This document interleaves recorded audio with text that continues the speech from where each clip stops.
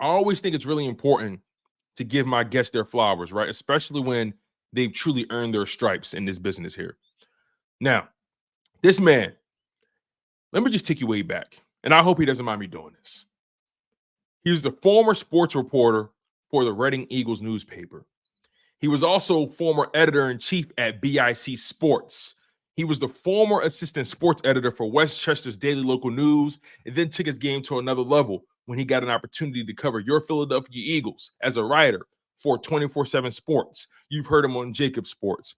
You've heard him on the Mike Gill Show on 97.3 ESPN, giving you guys your daily football talk. You've heard him on CBS Philly. You've seen him on CBS Philadelphia giving updates for the Philadelphia Eagles. And he's been an NFL writer for CBS Sports for over 5 years. This man is a vested veteran. He's one of the best doing it. This dude is a vast well of knowledge. Couldn't be more grateful to this man coming on. You guys know him. None other than Jeff Kerr. My friend, how are you feeling this morning or this afternoon for you? Well, I'll tell you what, Tone. I appreciate the intro. I gotta get you to do a hype up for like a next bowling match or something. But I mean, you know what? It's week 1 of the NFL season, so I couldn't be happier. Yes, man. So much happened over the course of the weekend. Great football Thursday, great football Friday, great games on Sunday. We had a couple upsets, right? Bengals lose to the Patriots. Steelers find a way to upset the Falcons at home. But this Green Bay Eagles game, man, that's what I really wanted to pick your brain about, my friend. For one, were you there? Were you present for the game? Oh God, no! I wasn't going down to Brazil. No way. I go a lot of road games, but that was one I was glad I wasn't asked to go to because I would have countered with, "Well, there are games in London and Germany. Can I just go there?" So I think they knew the answer. That's why I didn't even. It wasn't even brought up. Yeah, Jeff, that game, it definitely had its narratives, right? The field conditions obviously were a factor. The teams had to travel 9+ hours on planes. I heard there was so much equipment, so much football equipment that had to get sit down. It was just a crazy operation that the NFL was trying to execute. But just keeping it on the grass, right? Eagles, Packers, both teams enter the season with high aspirations. Both teams are talented, have their own fair share of questions on defense. How did the Philadelphia Eagles beat the Green Bay Packers on Friday? Uh, you know what? That's a really good question, Tone. Personally, I thought Green Bay lost the game in the first quarter when they got the ball twice inside the Eagles 20 because of 2 giveaways.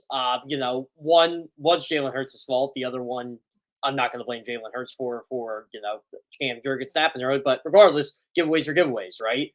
And the Packers came up with 6 points. I'm thinking to myself at the time, all this and it's only 6-0 with the Eagles offense. I think they'll be okay as long as they can hold Green Bay and not turn the football over. Well, once Saquon Barkley got that touchdown, I think Eagles fans felt a little better about that game. I mean, they couldn't have asked for a worse start on Friday, but I still kind of feel Green Bay lost an opportunity to take advantage of that game. But gotta give credit where credit's due. This was a toss-up game. I didn't expect the Eagles to win this game, but they did, and I think it's going to be a real big springboard for their season. Yeah, you bring up a good point, right? I think the narrative of this game, the biggest story of this game was a team who took advantage of opportunities and versus a team who just did not, right? Like you said, Green Bay had multiple opportunities in the red zone, only really came away with 1 touchdown. The rest of the time it was field goals, and then also you missed one, right? Um, just staying on the offensive side for Philadelphia Eagles, right? Saquon Barkley. I mean, I know you're a Penn State guy. I know you were elated with him coming to the Philadelphia Eagles. Just give me your overall assessment, your instant reactions to what you saw from Saquon Barkley on Friday night. Oh man, he was as good as advertised, as good as I thought he was going to be behind this offensive line. And I think everybody in the Delaware Valley knows this. Saquon Barkley was just not effective behind the New York Giants offensive line. It's been the worst offensive line in the NFL since Saquon has gotten there. The best offensive line he might have been his rookie year, and Saquon was doing most of the heavy lifting there. He doesn't have to do that here, and yet he still was able to carry this team at times in this game on Friday. I mean, that 34-yard run he had at the end of the third quarter felt like it was going to be a 2-yard run, and Saquon showed his cutting ability. He's still one of the best cutters in the league. But this is what the Eagles felt they were getting with Saquon Barkley, their own version of Christian McCaffrey, a guy who can change the dynamics of their offense. And Look, Tone, he was as good as you could have imagined in that game. I mean, I think you're going to see a couple games like that. I don't expect him to get 26 touches Yeah. every single week, but I feel like Friday was a little different because they had those 10 days off. It was week one of the season. It was kind of weird. I always joked it felt like a bowl game, right? You're playing on a neutral site, start of the season. But yeah, I mean, you have to be impressed with what Saquon did. Yeah. On top of that, I was pretty impressed with how Kellen Moore executed this offense, or how Jalen Hurts executed the Kellen Moore offense, especially in the second and third quarters, right? The first quarter obviously was turbulent for them, the 2 turnovers. They couldn't really get things going, but they kind of settled in that second and third quarter. And it was pretty cool just to see all the motions, right? Let me ask you this, because you're the numbers guy and you're really good with stats. How did Kellen Moore's offense, as far as the motioning goes, compared to what they were doing last year in the lack of motion? That's what I gotta look up. So that's a good question, Tone. That's one of the things I gotta do today, by the way. So thank you for bringing that to my attention. But it's definitely higher than anything you saw last year. Last year they were dead last in the league in motion. As a matter of fact, their 3 years in the NFL, they were by far dead last. Like they're under 30%. Just a rough estimate. And again, Tone, I'd have to look this up. So I apologize. I'll have to send you that number. You're fine. Yeah, it's been at least 40. It was at least 40% on for week one. I think you're going to be middle of the pack using motion this year. So, that's a good thing. It really is. Yeah, I know on the national broadcast there was a moment where they had a graphic up where they said last season I think they were like in the 30 percentile as far as motioning goes, like the bottom of the league. And then in that game, at that moment, I can't remember the exact moment it was, but at that moment they were motioning about 60+% of the time during that game. So it was just, and Jalen Hurts was pretty efficient in the motion. As a matter of fact, another thing too that I want to pick your brain about. Last year, Jalen Hurts wasn't that really good against the blitz. This game, again, only one game, you kind of saw a different level of instinct from him in those situations. Can you break down what you saw? Yeah, so I do have those numbers because I thought he played well against the blitz Friday night. That was one of the first things I looked up. 6 for 7, 91 yards, a touchdown, a perfect passer rating against the blitz. You didn't see that out of Jalen last year. 2 years ago, you kind of did, right? And again, teams weren't dialing up the blitz as much on Jalen 2 years ago because they were afraid of the running ability. But Green Bay did dial up the blitz, and yeah, Jalen took a sack, threw an incomplete pass. You could have argued it could have been a pick, but it wasn't. But still, perfect passer rating is perfect passer rating, and you got to give Jalen his flowers for that. And we can crucify Jalen for the giveaways and the late throws, but he was encouraging against the blitz and inside the pocket. And look, I think that's going to go a long way for this football team this year. Yeah, that's the thing, right? The turnovers, they weren't necessarily induced by the blitz or a breakdown in pass protection, right? The turnovers he had, well, in particular the interceptions, they were just unforced, very, very junior varsity mistakes. I mean, throwing the ball across your body, throwing the ball in triple coverage down the field in the middle of the field. I mean, it just didn't look good from a decision making perspective. Man, he could have really threw more interceptions. Do you have any concern about Jalen Hurts' turnovers, or do you just attribute it all to week one rust and a lack of preseason play? You can say both, right? I think both things are true, but if we have to go based off last year, and I defended Jalen Hurts all offseason on this, I said he's not going to give up 20. He's not going to have 20 giveaways again. But then he has week one where he has 3 giveaways, and all of a sudden now that's 23 giveaways in his last 18 games. I'm not even counting the playoff disaster he had. So, yeah, I am concerned about it because it doesn't seem to go away. But again, I think we have to chalk it up, right, Tone? To look at the field they were on, right? I don't think the field helped Jalen at all. I think it being week one, not having any preseason reps, I think that plays a role in it. But giveaways are giveaways, and look, one wasn't his fault, but he also probably should have lost the fumble lay on the tush push too. That was on him, so it all evens out. But the interceptions are the damning things I'm concerned about with Jalen. The late throws, Like you said, the decision making, throwing across your body. It just comes back to that Tim McManus ESPN report, which, by the way, Tim did a fantastic job on. He did. The quote to me that stood out in that was Jalen tried to play hero ball too much. I think he tried to play hero ball a little bit too much on Friday, and he doesn't have to do that. You can be like Justin Herbert was yesterday with the Chargers, or Brock Purdy normally is with the 49ers. Like, you don't have to be Josh Allen, the alien, all the time. We already like everybody in Philadelphia knows you're a top 10 quarterback. You play like Dak Prescott didn't need to be a great quarterback yesterday, but he did enough, right? And you take away the turnovers Jalen Hurts had, you and I are having a much different conversation. Absolutely. So that's just how I'm looking at it. It's one game, but it's something that you have to be concerned about based on what you saw last year. Yeah. Transitioning to the offensive line, right? You lose Jason Kelsey over the offseason. Cam Jurgens moves from right guard back to his natural position as center. You originally had Tyler Steen as your starter at right guard, but you find Mekhi Becton, in the free agency pool. You coach him up, and now he's your right guard.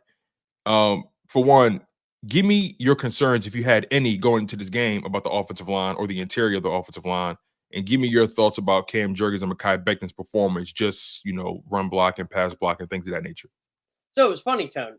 I actually didn't have any concerns about the offensive line going into the game because I saw what Mekhi Becton was able to do in training camp, and he admitted to me himself, as long as I get my footwork down, I'm going to be fine, because his arms are massive, and you saw that Friday night. I thought Becton had a great game for his first game playing right guard. I mean, I still can't get over how well he actually played. Cam Jurgens, you take away the bad snap, the early snap, I think he was fine too in the run game and in the pass game. So I am not really concerned about the starting five as a whole. The depth is where it's going to come in. Like, say Mekhi Becton would get hurt. Is Tyler Steen ready? Who's the backup center? Nick Gates? I guess that's going to be our backup center. Who knows? But yeah, the depth on this team will be questioned. But the starting five, if they can all just kind of try to find a way to play 14, 15 games together, I think the Eagles are going to be in good shape. Yeah, I definitely couldn't agree with you more. Again, you still have Mailata, you still have Dickerson, you still got Lane Johnson, right? You still have some nucleus, some pretty good guys in the nucleus to kind of make sure things don't go too awry. And then obviously, last thing on the offense, you still got AJ Brown, Devontae Smith, Dallas Goedert. I mean, AJ Brown picking up where he left off, right? Over 100 yards, a touchdown on Jair Alexander. Then Devontae Smith comes up clutch on the final drive. Just give me your perspective about those two guys and the kind of season you anticipate those guys having, especially when you add in Jahan Dotson, the Saquon Barkley effect, and Kellen Moore doing what he does. Well, I'm as big of a AJ Brown fan and Devonta Smith fan as Tone, just based on our years on Good Morning NFC East together, right? I felt like every show we found a way to mention AJ Brown or Devonta Smith, no matter what they did that year, because that was Brown's first year. But look, Brown, not like he bad game because he did it, but you were kind of waiting for the big AJ Brown play in the first half, and it never happened. And then all of a sudden it happened, second play of the third quarter, you get the Barkley run, that sets up AJ Brown. Jalen Hurts, by the way, beautiful ball to AJ Brown. And then Brown did the rest, had the 68-yard touchdown. So AJ Brown makes his impact. But Devonta Smith, how about Devonta Smith on that final drive? When you needed to go to Devonta Smith on second down, on third down, I think it was the third and 12 play? I can't remember off the top of my head. I haven't watched games since Saturday, but right. Devonta Smith making that catch, and really that was the play of the game because that kept the drive going. About 3 minutes left. Devonta Smith is a really good football player, Tone. Yeah. Yeah. You and I both know this. Look, we're not going to be criticizing those too much over the course of a season. Like, remember 2 years ago, our big debate was Devonta Smith didn't have a catch the first game. Yeah, that was a funny angle people took because I said to myself, "That's not going to last. It's not going to last at all." No, it wasn't. I think you and I said that, and what did he end up with? 95 catch. He set the franchise wide receiver record for catches in a season. Yeah. AJ Brown broke it the next year, so it's crazy. But yeah, it's kind of nuts how those two are. they're pretty much the yin and the yang of this Eagles offense. And as AJ goes, as Devonta goes, Jalen goes, and they got Saquon in the mix. Now, Scott, like you said, you mentioned Jahan. By the way, he didn't have a catch either. I saw, like, you know, I don't like to pay attention too much to the fan stuff on Twitter, but when Commanders fans were hooting and hollering over Jahan Dotson not having the catch, I'm like, you guys don't have anybody at receiver right now. Like, Terry McLaurin had 2 catches for 17 yards. Luke McCaffrey was their leading receiver, a rookie, 3 catches for 18 yards. It's concerning for them. And I'm still kind of like, I get why they did it, but I'm still kind of shocked that they actually did trade Jahan Dotson. Yeah. I think Jahan Dotson, like his moments are going to come. Still learning the offense. He did his job yesterday, and he motioned and he sold whatever else he needed to sell, and it made it easier for other guys to do their jobs. I know I only got you for another few more minutes, Jeff. So again, I appreciate the time you give me thus far. I want to jump to the defensive side. You know, the Eagles, they've had a ton of new players come in on both sides of the ball, but more so on the defensive side. You bring in Zach Bond, you bring in Devin White, who didn't play. You bring in Quinyon Mitchell in the draft, Cooper DeJean in the draft. You bring back CJ GJ. Just give me your overall assessment of how some of those new guys performed, starting with Quinyon Mitchell. Well, I know you saw my stat tone. He was targeted 10 times, and Slay was only targeted once. I think that was pretty much the story there. And look, Quinyon welcome to the NFL, right? Welcome to the NFL. Quinyon knew all week they were going after him. You know, you could have asked him Monday, Tuesday, Sunday. He knew he was going to get targeted, and they prepared him for that. And I thought he played awesome, quite honestly. For a rookie in his first start, you know, first week 1 starter at cornerback for the Eagles since Eric Allen. That's some pretty good company right there. And Nick Sirianni said it. Players on this team say he can play. And one of the reasons is because he's very confident in himself. He's very confident in his abilities. And he chalked that up to have a good rookie year when I did an exclusive with him last week. I was asking all the rookies, what constitutes a good rookie year for you? And Quinyon said right out, he goes confidence. He said, if I stay confident the entire year, I'll have a good rookie season. And I'm like, hey, and I'm like, that's awesome. Like, you know, that's kind of an answer you want to hear. Like, the guy doesn't say much, but when he says it, like, you're paying attention, right? He looked like a confident quarterback on Friday night. I think he knows how good he is or how good he can be, and I think he likes learning from Slay, who he idolizes, he mentors, and I think it's a real pat on the back for Slay, too, when you're only targeted once the entire night and you're 33 years old. So, you know, what they got to figure out, Tone, is Quinyon going to be in the slot, or are they going to keep him outside? I was going to ask you that question, Jeff, because seeing how he performed out there, I kind of don't want to move him. I kind of don't want to move him, Jeff. But who do we put in the slot? I know, and that's where it gets tricky. Yeah, I know. And you know, they want Isaiah Rodgers back on that field. So I wouldn't be surprised because I think the original plan was in base formation, have Quinyon Mitchell on the outside with Slay and whoever's in the slot. I can't remember whoever's in the slot. Then whenever they go with their base, there wouldn't be a slot cornerback. But yes, I'm sorry. You're right. Correct. My fault. Yes, in base formation, they would have Slay and Quinyon Mitchell on the outside. And then whenever they went nickel, then they would shift him to the slot and Isaiah Rodgers would play on the outside. Again, seeing how well he performed, I would love to keep him out there, but I think their overall goal is to have the best combination of talent out there at any given time, and maybe moving Quinyon to the slot, knowing how bad Avante looked, can help them maintain that talent base. Yeah, I think that's going to be the case, right? I think the perfect scenario would be is Cooper DeJean ready? Because if he is, that's your slot cornerback. The problem is he's 3 weeks behind because he missed 3 weeks. And, you know, Vic Fangio said last week, he just isn't ready to go. So I think they're going to keep Quinyon Mitchell on the field. Don't even worry about that. It's just where he's on the field. And you're right. It seems like if Isaiah Rodgers is healthy, Isaiah Rodgers is on the outside and Quinyon's in the slot. And look, they'll play slot. They'll play a nickel formation 80% of the time just to keep him on the field. Exactly.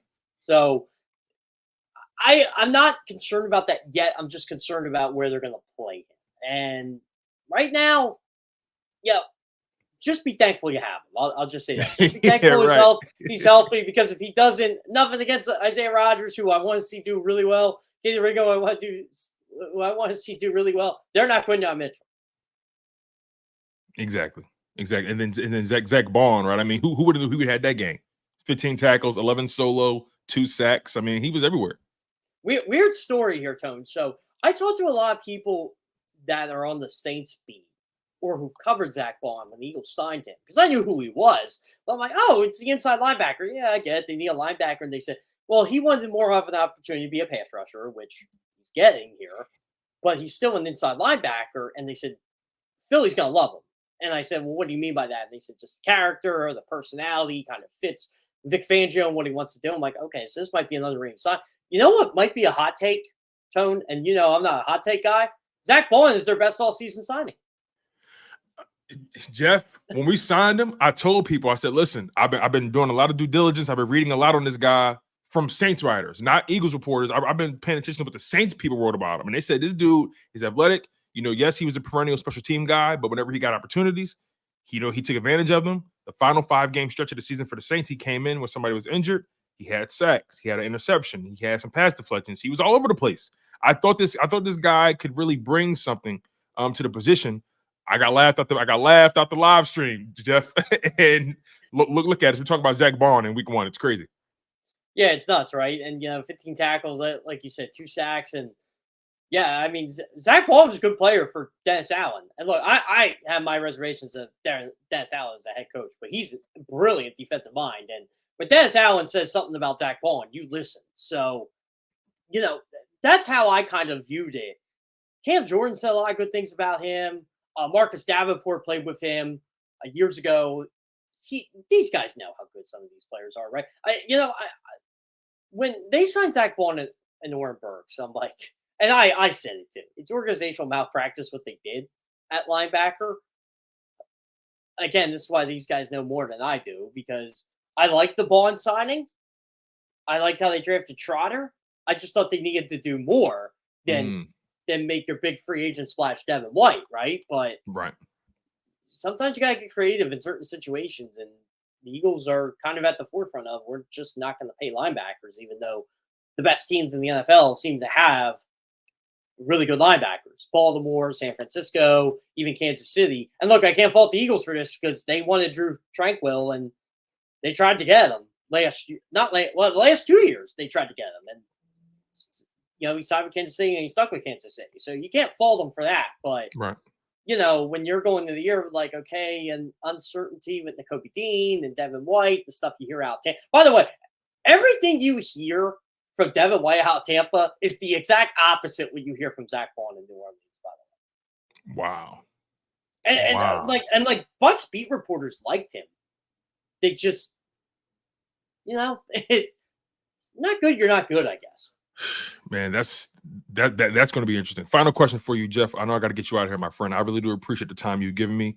The Eagles pass rush, especially on the edge. Are you concerned about this defensive line in any way? Were there any takeaways you got about this defensive line in week 1? Just give me your overall assessment of what you saw from guys like Bryce, Huff, Josh Sweat. We talked about Carter a little bit, Jordan Davis. Just give me your overall assessment of that defensive line from that game. Can we chalk it up to how bad the field was?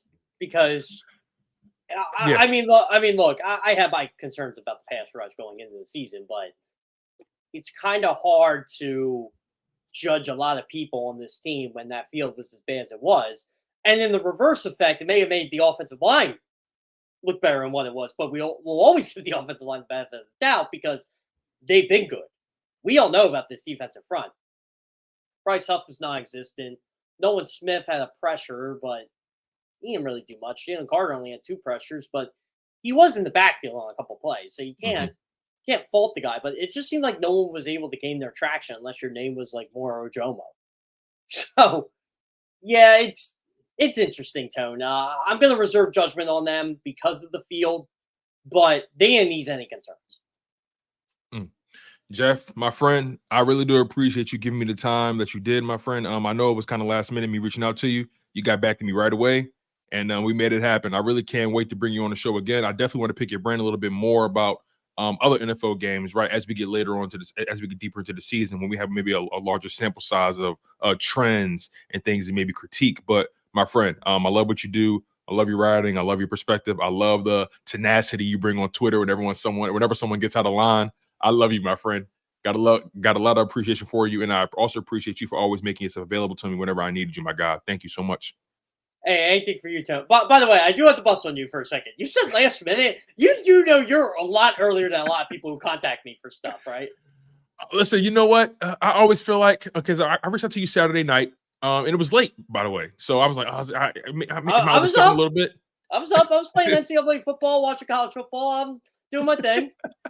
I feel that. So I'm like, you know what? 2 days, that sounds reasonable, but I like to give my guests at least maybe 3 or 4 days, because you never know, you might got to move stuff around, But listen, Jeff, again, I appreciate you for taking the time, making the time, and I definitely got to bring you on again, my friend. The people love you. Your perspective is always needed, and I'm grateful for you, my friend. So whatever you got going on, please promote it. Please let us know what you got coming out next. What should we be looking forward to from Jeff Kerr coming this week? Well, I'll do a plug here. So I host a show every Tuesday night at Island Pizza in Birdsboro. I don't know if you guys ever heard of Birdsboro, but I host a show every 7 to 9. It's Q&A. We got Ed Kratz. We got Martin Frank coming this week. They're probably coming every week now because you can get all the pizza and wings you can eat. That sounds like a pretty sweet deal. But, just come hang out, get a beer, get some pizza, get some wings, do a Q&A with me. We're going to basically do what you and I just did here, Tone. We're going to talk about the game, and we're going to preview the next game and share some secrets in the locker room, not off the record stuff, obviously, Right. but, plenty of on the record stuff. It's a good time. I'll have to get you to come down one of these days. Man, you know what? I'm all the way in Texas now. So you're in Texas now? Yeah, I'm in Texas now. Yeah, I'm no longer on the East Coast. I moved to Texas last year in July. So I didn't know that. You were still doing stuff with Jacob even then? Yeah, I was. That lasted however long it lasted, and now here I am completely self-proprietary. I'm entrepreneur, solo dolo, building my own platform. We got a lot of people that's been locked in thus far, man. As of right now, we have over 250 people tuned into us right now. So I'm growing this thing, my friend, and I learned a lot working there. I learned a lot from you, learned a lot from Rob, D Gunn, Jody, John. You work with some great people. Yeah, I work with some great people. I learned a lot, man. More names that I could probably mention. And I'm just grateful for the opportunity at the end of the day. And now I'm taking whatever I learned, taking the resources I've accumulated, and now here we are. So, and Jeff, you're one of those resources that I've earned, and I really do appreciate it, my friend. Again, I know I've kept you well over, my guy. And you know what, Tone? I always can give you 5 or 10 extra minutes. I'll just say this: you've always been a consummate professional. You were great to work with on Good Morning NFC East. You were a great producer. Yeah, you and I got along perfectly. I mean, great show. It's a shame what happened with that show, but you and I both know. So it's one of those things. It's we had a great working relationship, great professional relationship. Outside of that, I always if anybody needs anything, I always say, hey, you know what? You need a producer. Tone DeShields is your guy. Like he's a guy who needs a break, man. That's all I tell people. Jeff, I really do appreciate that, my friend. You go on, you write the amazing articles you write, my friend. I'm looking forward to them. Thank you. Yep, sounds great, buddy. Thanks. All right. That was cool, you guys. That was cool. Shout out to my man, Jeff Kerr, for always showing love the way he does. I really do appreciate Jeff. Very early on, he showed me love, gave me insight. I learned a lot from him. He's very, very detail-oriented in his work, very detail-oriented in his writing, knows the game inside and out, truly is a savant when it comes to the game. And I just appreciate him for coming onto the show and making time for me. And I'm glad that you guys showed out.